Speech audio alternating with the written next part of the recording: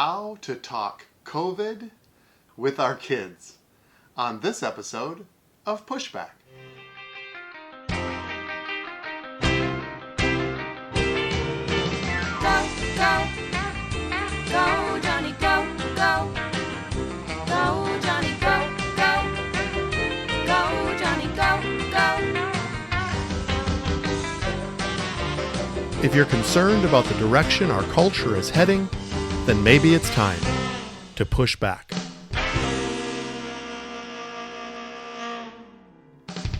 Hello, everyone, and welcome to Pushback. I'm Dr. Jonny, and someday, I'm going to have years to talk about other cultural aspects of our lives and the way we as Christian families are supposed to interact with culture. But for right now, we can't really move away from the current crisis that we're in. And this is going to be really perhaps culture changing, life changing in a lot of ways. And my wife and I were just talking about 9/11 and how there was sort of a new normal after that. And I'm going to be curious to see how life changes once we return to begin quote, end quote, normal, and we get back into life. How this current cultural crisis that we're in is going to affect us going forward. And certainly the stories that we tell our children and our grandchildren for sure. Let me give you a little bit of a COVID update. I've been chuckling over these last couple of weeks because things change so dramatically. And I've been working in the emergency department, and so far in our little community, it hasn't impacted us much. However, we are prepared for the worst, and I've been working very hard together as teams to get ourselves prepared and our facility prepared for perhaps an increasing volume of patients. However, so far so good, and things have been pretty mild and mellow in our area. However, across the United States, a little bit of a different story, and everything that I'm reading seems to indicate that we are peaking right about now. Now, the good news about that and some optimism connected to that is that the death toll, the mortality rates that have been coming have actually been dipping over this last weekend and into the early part of this week. It's a good sign that maybe we're getting over the top or over the hump of that curve, but it's way too early to tell. There are task force being created throughout the states trying to decide how to reopen things effectively and safely. And that's always a good sign, too, that it shows that even those who are watching the statistics quite closely are starting to maybe see a light at the end of the tunnel. There have been 600,000 cases of coronavirus across our country. Again, that's just those who have been tested and confirmed. It's most likely in the millions people who have had it. Some people who have had it never even known that they've had it. There have been about 24,000 deaths at the time of this recording, which is Tuesday, the day before this is being released. In the state of Minnesota, we have 1,650 cases and 70 deaths. We have increased our ICU capacity, and so we're feeling more prepared, which, as I shared in previous podcasts, is really the goal, is for the healthcare workers to be prepared to care for severely ill. So I think we are hopefully starting to turn a corner and starting to maybe see some optimistic signs. It's interesting as we talk about these statistics, even at home and with our children. My wife and I have been talking about and trying to be careful about how much our younger children hear and understand and absorb. And today I want to talk to you about COVID and our kids and the way that we talk to children, especially during a time of crisis. Now, of course, this is going to be about the current crisis that we're in, but this really would apply to any crisis, any situation where we're in, where we are feeling stressed, when we are in the middle of something that we didn't see coming.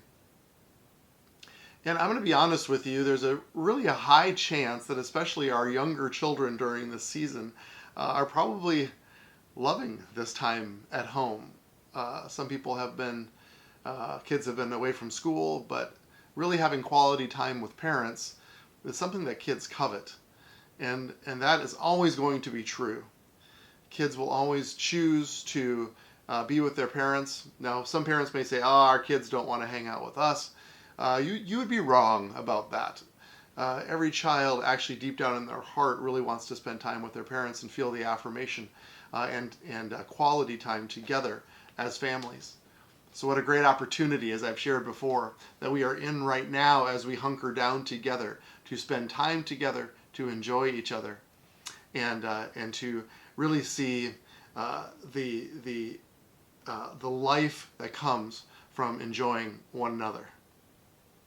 And so home time with parents doesn't happen very often. Let's take full advantage of that. But meanwhile, in the background is this crisis, and there's of course conversation after conversation that's taking place as people are checking, such as myself, statistics and things that are processing in our lives today. And how do we talk about that with our children, especially our young children, to the point where their heart is protected and their mind is protected? Well, let me talk about a few things, because I think the most critical aspect really in any relationship, but especially in a parent-child relationship, is the issue of tone and the way that we are presenting and carrying ourselves. I've had the privilege of delivering hundreds of babies. Prior to working in the emergency department, I was actually practicing full-scope family medicine, kind of a Doc Baker from Little House on the Prairie, doing a little bit of everything. And I had delivered hundreds of babies. And I'm always interested in just family dynamics and the dynamics that take place in a birthing room as the mother is going through labor. And I know that all my female listeners will understand that doctors don't deliver babies. The mothers deliver the babies. We just catch them and maybe coach you through it a little bit. But mothers do all the hard work, that is for sure. But in the exam room, or in the delivery room, when we are there and the mother is going through active labor, as many of you know, it can be somewhat of a dramatic experience. There can be loud noises. Oftentimes there are machines that are hooked up for our benefit that are making beeping noises. There can sometimes be blood and screaming, and there's a lot of dramatic things that are taking place in the examination room. And I'm always interested because, obviously the mother is focused on delivering the baby, but there is the father in the room, and this father is trying to be attentive to his wife. And I say that trying because we really can't do a whole lot as dads. We try to offer support, that's for sure. But usually and almost invariably, as all of this is happening and all this activity is happening, especially towards the end of delivery, the husband, the father of the baby, is staring at me, the doctor. And why is he doing that? I can feel his eyes boring in my head. And he's doing that because there's a lot going on, and he's stressed, and he's nervous, and he's anxious about what's happening. And he doesn't know if all of the things that are happening in the examination room is, quote unquote, normal. And I've learned as a physician, because I know the end from the beginning. I know that this is all part of the process. I've learned that in the way that I speak, in the tone, and even the way that I sit, I've learned to just be relaxed. And it diffuses the anxiety in the room as this man is staring at me, because he wants to know that everything is okay. And we as parents are in a similar situation. There's a lot going on right now. There's a lot of activity, there's a lot of noise, there's even a lot of uncertainty. And our children are looking at us to be the conveyors of information. And a lot of times the way that we behave, the way we speak, the way we sit, the way that we interact with our children actually conveys to them a sense of security. And so let's talk about a few things that we can do as parents beyond body language and staying calm and reassuring. See, my friends, we can be reassuring. We're going to get through this. And this is sometimes scary, and we're hearing the statistics, and we don't know always how to respond, but we're going to get through this.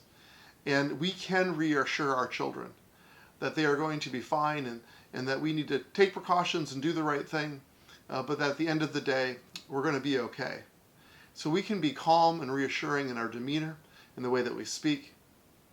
But it's also very important that we are honest and accurate. See, children are incredibly smart. And if we think that they don't get it, or that they don't really follow it, or it's over their head, we're probably mistaken. They absorb quite a bit, and they are the information, or at least the vibe that they're getting from the information, they can absorb quite quickly. I know that there's a lot of different styles, even as physicians in the emergency department, when we have a young child that comes in with a cut or a laceration or an injury. And if I'm going to do a procedure like inject lidocaine to sew up a cut, a lot of times doctors will try to downplay how much it's going to hurt, and we try to maybe minimize the pain that they're about to feel. I tend to take a different approach. I'm not mean about it, but I'm honest and I'm accurate about what's to happen. And I've learned throughout the years that children actually respond to that so much better than being surprised or having it hurt worse than they thought it was going to. And there's a trust factor that takes place when we're honest and accurate with our children. So I'll tell our patients, well, when I inject this needle, it's going to hurt. It's going to be fast. And I'm really good at it, and I'm going to do it really fast. And it'll be over before you know it. But after the shot's done, you won't feel anything. It'll be numb. And I believe once they know that the pain is coming and that it's over going to be quickly, I'm honest and I'm accurate about what's to happen. There's a trust value there, and they usually are more cooperative that way. I think it's very important that we as parents listen to our children. Again, they're very smart. They're very perceptive. They hear a lot of things from friends and even in passing in adult conversation. And I think it's important that we don't always just speak at them, but that we actually listen to what they're thinking and what they're processing. It's good to even use open-ended questions like, what are other people saying? Or what have you heard about this? And hear from them about what they know or what they think that they know. It's important that we don't, really at any time in parenting, tell our children how to feel. We can acknowledge their real emotions and the things that they are processing inside their little bodies, and we can instruct them on what is appropriate and maybe what is misguided, what is from God, what is from the enemy, and we can cater to faith and security, and we can help them put under their feet the fear and anxiety that doesn't belong to them. I think it's very important, especially in the times that we live, that we really limit as much as possible the amount of information that children are hearing. As we update and talk about this, it's very tempting to talk about cases in our county, people that we know that have contracted it, and then invariably it comes to the death toll, as I just shared with you at the beginning of this podcast. We tend to talk about the death toll in our state and across the country and the flattening of the curve and all of these different conversations. And I would submit to you that our children don't need to absorb all of that information. It's too much for little kids for them to process, especially when we're talking about death tolls and abstract numbers in that respect. I know that the numbers aren't abstract, but in their mind, for them to try to conceptualize a rising death toll can be very anxiety-provoking for children, and we as parents need to be very careful about talking about that very specific issue in front of them. We just need to be mindful that they listen, that they have very big ears and they listen very closely, and it's something that can certainly make them feel nervous when we continue to talk about those things. We need to avoid the news and the social media. See, social media and news agencies are a business, and they use fear and histrionics to try to grab our attention. And I'm not saying that they're always inflating or confabulating information, but sometimes they do. That's been proven. But certainly they are conveying information in a way that provokes an emotional response. And our little children especially don't need to have to process that. And so parents, just be very careful if the TV is on in the background, if news comes on, starts talking about death tolls and hospitals and things that are happening. We have to be careful that we monitor that information and what's being exposed to our children. See, I believe we are living in unprecedented times, of course, just in the realm of social media. I'm always amazed at how many young children have phones and are walking down the street searching and conveying information. We get information today in such greater forms than was ever the case even 50 years ago. I heard one statistic that we get more in 1 minute than somebody 50 years ago would get in a whole newspaper. Their weekly newspaper. They would only get it once a week. And we get within 1 minute, probably even seconds, we are processing more information. I've even shared about this pandemic that there's probably been very similar outbreaks throughout the world, but back in the day we never knew about it. Natural disasters that took place on the other side of the world, we probably would hear about it 3 months later in a delayed newspaper feed. But now it's instant. Our information is instant. We know everything about everybody everywhere across the globe. And the information that we have to process, I'm not so sure we were ever intended to have to process or feel responsible or feel burdened by that much information. I believe that our young people today also unprecedentedly have depression and anxiety in such great measures. We see that in my practice all the time, such young people on medications for depression and anxiety. And I believe a lot of it is that they're having to process information at such an early age beyond the maturity of their brain chemistry to process it. So we as parents can actually protect our children from that information overload.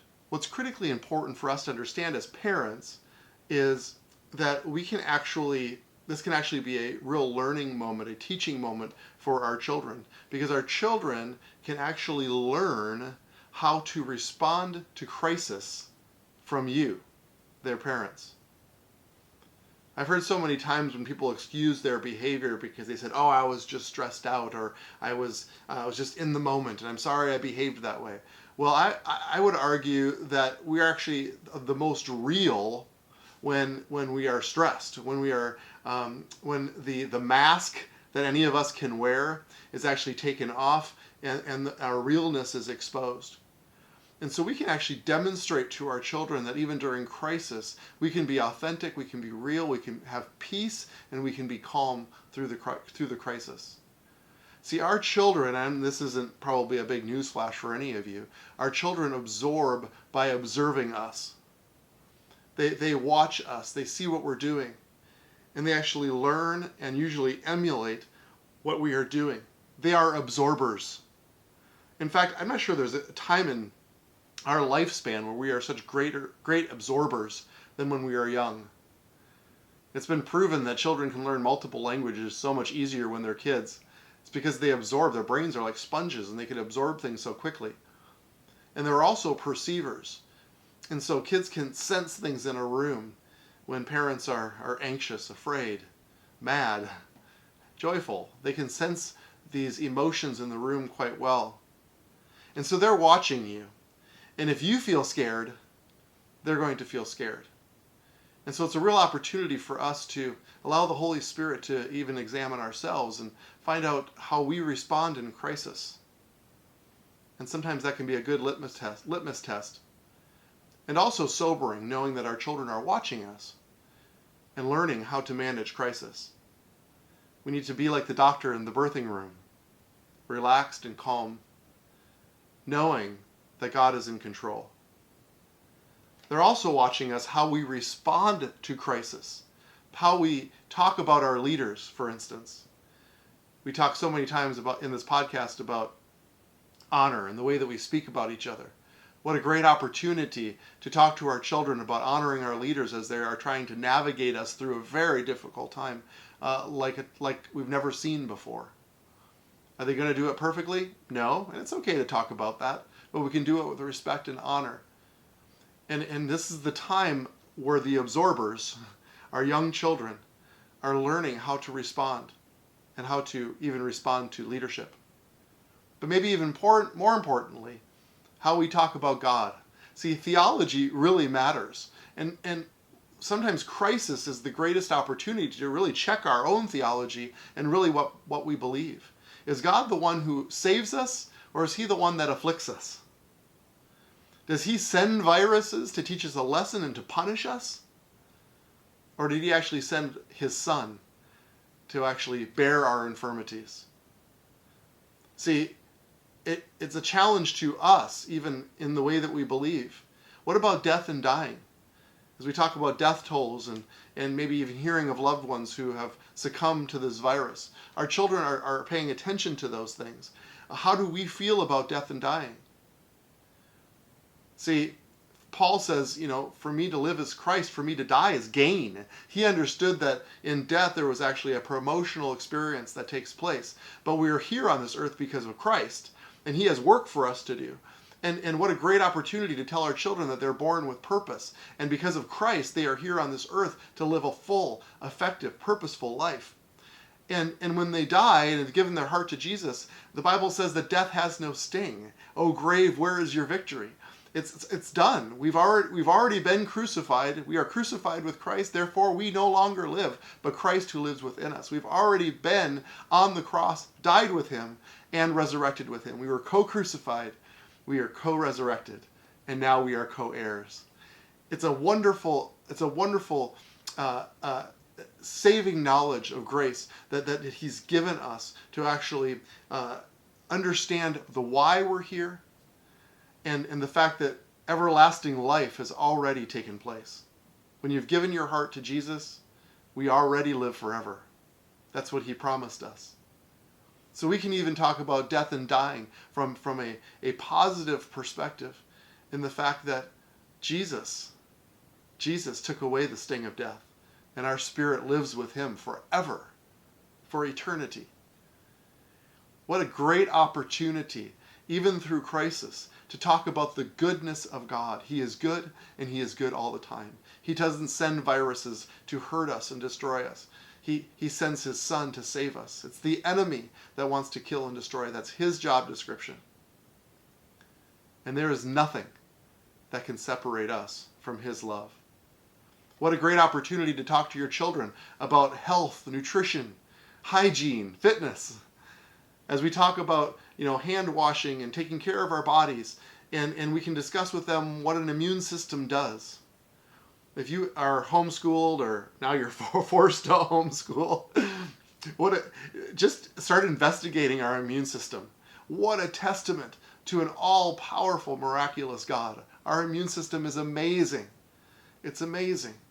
It can't be explained by random chance evolution. It's a design by a masterful hand. Just our immune system alone will put you in awe, and your children will be amazed at the glory of God. And finally, crisis, when we go through hard times, it's a great opportunity to talk to your children how they can make a difference, how they can help. We are physically isolating ourselves, but we don't have to be an isolated person. We don't have to turn inward. What a great opportunity to teach and to demonstrate your children how to turn your heart outward and to help others through this difficult time. What can your children do to help others, whether it's writing a letter, sending a video, baking something in the kitchen for someone? There are so many things that children can do to start thinking outside of their own little world and start thinking about others, especially in the crisis and people who are going through hard times. This is a great opportunity. We've said this so often in this podcast, to show and to demonstrate our children how to navigate through hard times. We all have hard times. We all are currently going through a difficult time. But we as parents have the incredible privilege to help navigate our children through these crises. I want to bring to your attention some series of children's books that my mother-in-law has written. My mother-in-law has a master's in zoology, and she loves creation. She loves nature, and she has written a series of children's books about the goodness and the glory of God, his hand in creation. But remember, we talked about theology and having good theology and teaching our children correctly about the love and the honor of God. She has a series of books: Little Seed's Destiny, Little Caterpillar's Journey, Little Salmon Comes Home, Little Lamb Follows the Shepherd, and Little Tommy Celebrates the 4th of July. Each of these also comes with a Bible study for children and a teacher's guide with coloring pages and sheets. It's a remarkable opportunity to connect with your children, talk about the love of the Father, and during this time of hunkering down and spending time together, what a great way to share quality time with your children. So just go to gofam.org and you can order these resources as well as many of our other resources for your benefit. Thank you so much for tuning in. Now let's go together and set the culture.